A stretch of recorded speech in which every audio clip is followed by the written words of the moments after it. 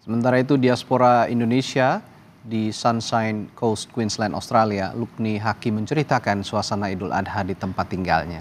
Tentu ada yang berbeda dengan suasana Idul Adha di tanah air dan bagaimana umat muslim di Australia dalam merayakannya. Kita simak laporannya. Di Sunshine Coast, Australia, tempat saya melaporkan, sholat Idul Adha dilaksanakan pada hari Minggu tanggal 16 Juni 2024. Kami biasanya menyewa gedung serbaguna atau aula untuk melakukan sholat Idul Adha. Tapi untuk sholat Idul Adha hari ini, kebetulan kita bisa melakukannya di masjid.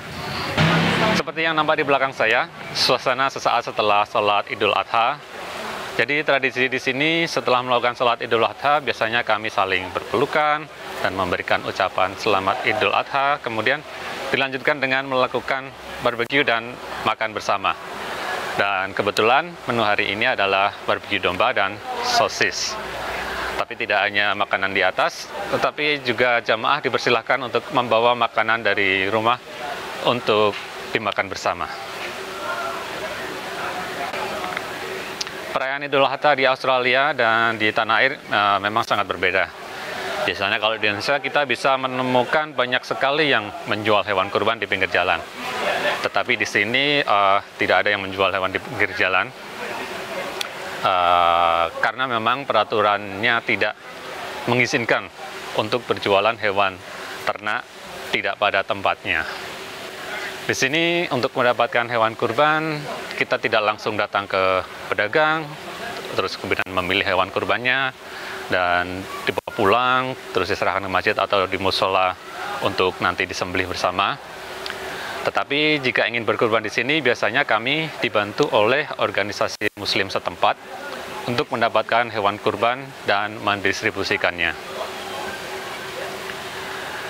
Berdasarkan informasi dari IISB, Indonesian Islamic Society Brisbane, mereka melakukan kerjasama dengan Butcher Halal untuk mengorganisir penyediakan hewan kurban untuk masyarakat muslim sekitar. Dengan cara memesan jenis hewan kurban apa yang kita inginkan. Kemudian membayarkan biayanya dan dalam waktu 1-7 hari setelah penyembelihan kita akan mendapatkan hewan kurban tersebut dalam keadaan sudah siap untuk dibagikan. Atau mungkin bisa langsung minta tolong kepada organisasi tersebut untuk dibagikan kepada orang yang diperuntukkan mendapatkan kurban. Karena memang di sini tidak diperbolehkan menyembelih hewan kurban sendiri karena akan melanggar food safety procedure. Untuk harga hewan kurbannya sendiri, kemarin saya juga mendapatkan informasi dari IISB.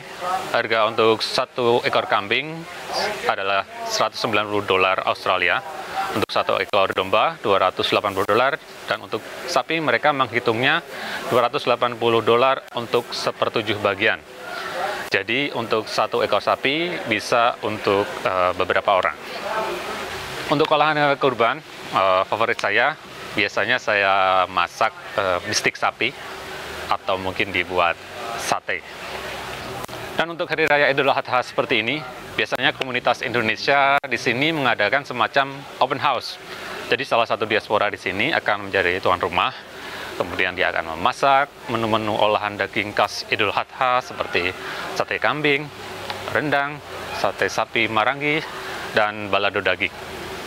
Kemudian tuan rumah akan mengundang teman-teman diaspora yang lain, semuanya tanpa memandang perbedaan agama yang ada di sekitar Sunshine Coast untuk datang dan menikmati hidangan khas Idul Adha, bercengkrama, bercanda, dan secara tidak langsung dapat mengobati rindu akan kampung halaman.